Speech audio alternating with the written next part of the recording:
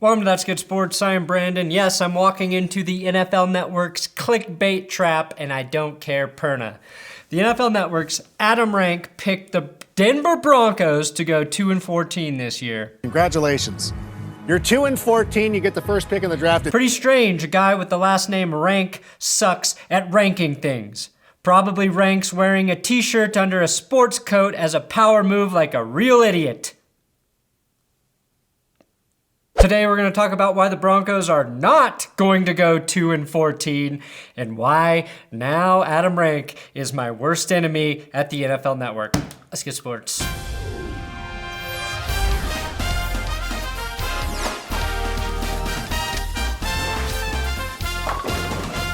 If you're new to this YouTube channel, please subscribe. I do a lot of football videos here all the time. But first, today's episode is sponsored by the KOVE Commuter speaker. It sounds so good that I'm reading the ad through the speaker. The KOVE Commuter speaker is a portable wireless Bluetooth speaker that packs a lot of sound in a compact package. Just like me.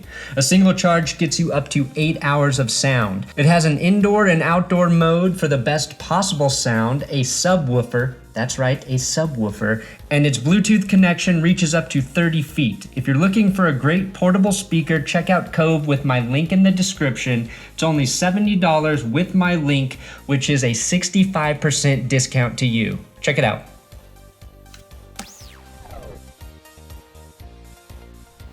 Now, if you follow me on Twitter or watch the NFL Network, you may have seen Adam Rank blasting through the Broncos season, giving them wins against the Titans and Lions only, and basically saying, sorry Broncos fans, your team sucks.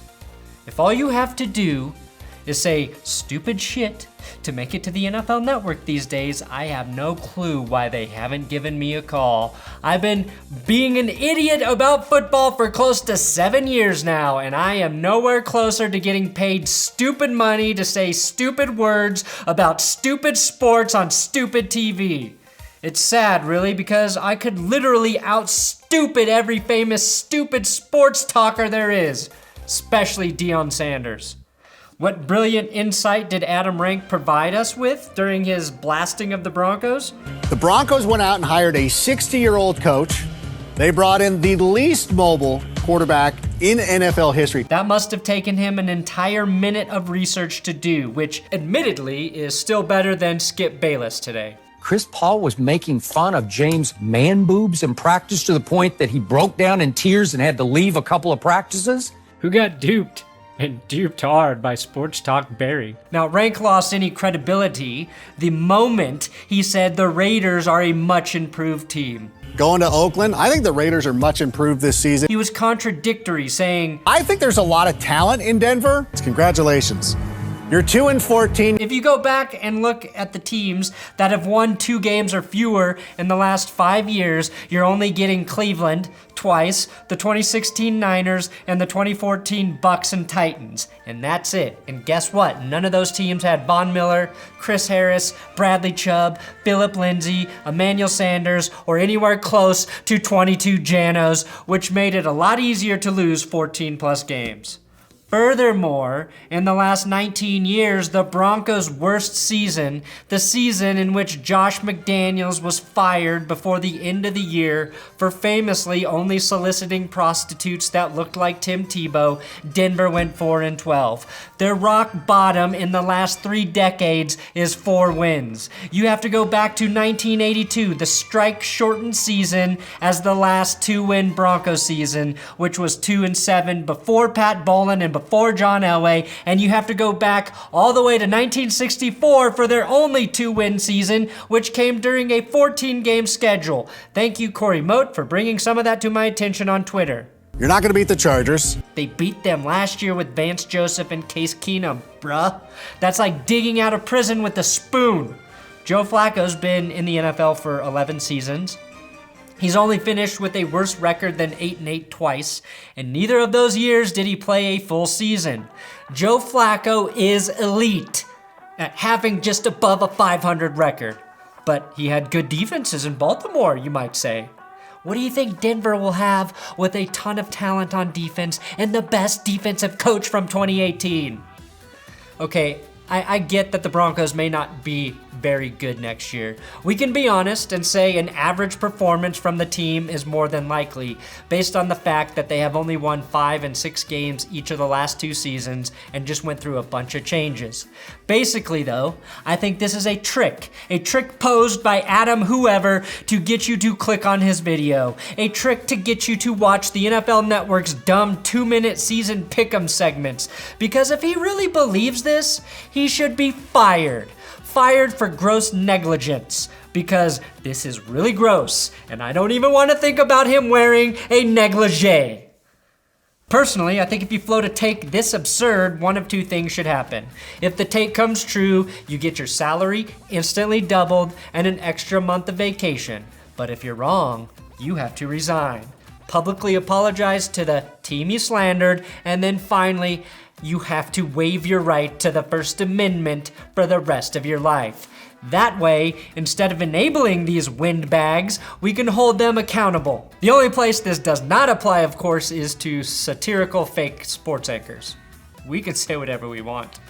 You know how I know Adam Rank doesn't even believe his own bullshit? This article he wrote titled, "I Don't Believe My Own Bullshit." God, that would have been funny if he actually wrote that. I believe this because he contradicted himself just 2 weeks ago when he was on Andrew Mason, Ryan Edwards, and Steve Atwater's radio show. Here's some sound bites from that event. And I even mentioned that I'm kind of a big Joe Flacco fan. I think that there's something to be said about doing something different from league trends. It's kind of like a little bit of the oddball. So I kind of like that John Elway kind of stayed in his lane. He's like, this is what I know. This is what I think wins in this league. He's had some pretty nice drafts of bringing in some pretty good talent that I think that this team is ready to make a little bit of a run. So which is it, Adam? Are you high on the Broncos like you were when you were on Denver radio, or when you wrote this article, a pretty decent one for NFL.com, on June 5th titled, "Big Changes Give Broncos Reason for Hope"? Or are you just high in general, thinking they're going to have the worst season in franchise history, like you said when you threw your flip-flopping ass on camera to predict the Broncos record? I guess I just don't understand why the NFL Network is doing terrible 2-minute segments when they have so much more airtime to fill. I've been putting out 15-minute breakdowns for the teams, for NFL teams, which usually take Will and I a few days to actually write. And we still get shit wrong because, we're not the NFL Network with every football resource on earth to work with. If I had every football resource on earth to work with, even my 2-minute segments would be amazing. Luckily, as a guy making videos in his basement, I put more effort into talking about the NFL than Adam, which is why people come to YouTube to listen to me tell shitty jokes in between actual football info. And I bet Taylor Lewan actually respects me. Trust me, there's a lot of great things you can do in 2 minutes. You can brush your teeth, sing the national anthem, make a sandwich, throw a brick through Adam Rank's window, realize you shouldn't be enticing violence on YouTube and immediately backtracking, so brush your teeth, make a sandwich, but hide a brick inside the sandwich for just a chipped tooth. No, gonna backtrack again, just put mayo on the sandwich when he asks for mustard. That'll get him. Now, Adam Rank has been loathed by football fans for years. Just look at Andy in this blog post I found, who wrote, "I hate Rank and Damashek, the 2 worst writers on the planet." From another angry Colts fan, "Adam Rank is my least favorite sports writer of all time, hands down, any sport, ever. It's not even his 18 bashing that gets me. I think everyone has the right to their own opinion." Right there, guys. He says everyone has the right to their own opinion, so this guy is a logical person. So when he goes on to say, "I think some of the articles are meant to be humorous, but his delivery comes off more as the ass of the office, who no one knows how he has a job, and everyone wonders when he'll get caught sleeping under his desk." And again, you have to respect this Colts fan's logical opinion of Adam Rank. Basically, the NFL Network is cool employing 2 guys in Rank and Damashek who shat on Peyton Manning every chance they got, but not having a guy to do that to Tom Brady. And that's where I come in.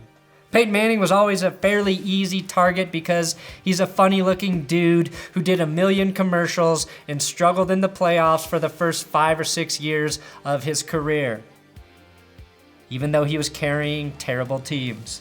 His fans aren't nearly as insecure as Brady's either, so you won't get 500 massholes in your mentions telling you to kill yourself after you insult their god. This half-hearted prediction by Rank, again designed to piss us fans off, is working very well, but also a spotlight on why the NFL Network cut $20 million from production budgets in May. It's because many of their shows are just designed to kill airtime. Please just show us more replays of the Bills-Oilers 91 playoff comeback for 3 hours instead of giving me something to bitch and moan about for 14 to 15 minutes here on YouTube. Shows that they have currently nixed: 21 in Prime, smart move, Power Rankings, Pick'em Playbook, and Mic'd Up. Ditching Mic'd Up seems like a huge mistake. But then again, if the NFL Network had balls, they'd give us fans what we really want from Mic'd Up. Players saying crazy shit and not cutaways to Bill O'Brien yelling, "Go! Score!" Cool, I clicked on a 36-minute compilation of the best of Mic'd Up to hear Bill O'Brien yell, "Go! Score!" I want to hear Bill insult JJ Watt's entire family after Watt misses an assignment. I know he does that shit. O.J. Simpson put out his 4th tweet, which surprisingly had better football analysis in it than Adam Rank's video on the NFL Network. O.J. says, "Taking an early look at fantasy football, Patrick Mahomes was my clear #1, but with the Tyreek Hill status up in the air, I am debating Baker Mayfield or Todd Gurley. What do you think? Am I missing someone?" It's fitting that Tyreek Hill is mentioned in O.J.'s first football tweet.